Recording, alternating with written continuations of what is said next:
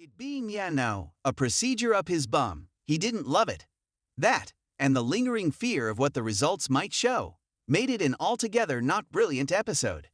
However, the next day he received the following text message. We would like you to think about your recent experience of our day case service at our NHS Trust *. Overall, how was your experience of our service? 1 for very good, 5 for very poor, 6 for don't know. Please reply today. Your feedback is anonymous and important to us. All our EPLIEs are free. I mean, he's had better days out. And recently, my friend took her beloved cat to the vets. The trip didn't go well. The cat, 103 in cat years, was promptly put down.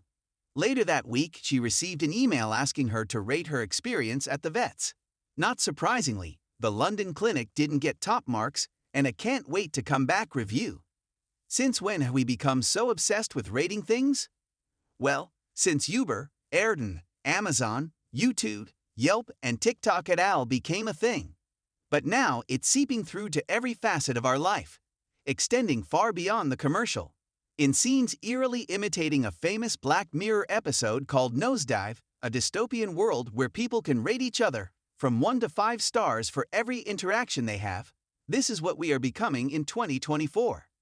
Hairdressers and beauticians now pack you off with a new bob and nails, and a woo address to score your practitioner. Had I bothered to leave a 5-star rating for my hairdresser last week, I'd have received 20% off my next visit, because that's going to ensure impartiality. At the self-service tills at W. Smith in Waterloo, you can't pay for your goods until you completed a Rate Your Service bid on the pin pad. It's a self-service till and B. This is a commuter station, with scores of seething commuters trying not to miss their train.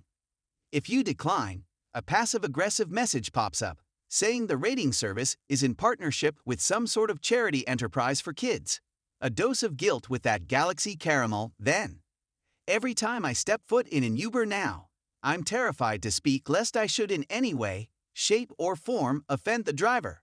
The particularly boozy summer of 2016, aka the Forgotten Months, saw my taxi rating plummet from an almost perfect 4.9 out of 5 to a shameful 4.52. The indignity. Nowadays, I try to avoid breathing too loudly or drinking. Not only are we creating a Chinese state government-esque spying system, indeed, in 2014 China implemented its social credit system, one evaluating businesses and individuals for trustworthiness. We are also creating a system rife for abusing. Small businesses are being flooded with rogue reviews by rival firms out to sabotage, and social media companies aren't doing enough to prevent a cottage industry of fraudsters. Counterfeit goods are being given 5-star reviews by bots, convincing us to part ways with money for shoddy goods. Even dating sites are now allowing people to rate their date. Ouch! A woman scorned in all. While some of this has its benefits, there's no such thing as buyer's remorse anymore, only a lack of research. What effect will this superficial obsession have on youth? I'm still not over my crashing Uber rating.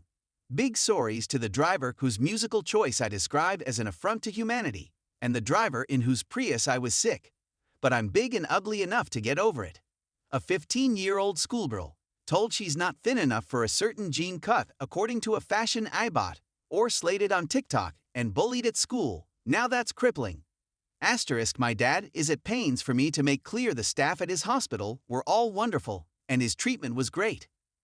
Now, in this pictorial slot, I could have chosen a nice photo of an overpaid, BAFTA-winning actress wearing not very much.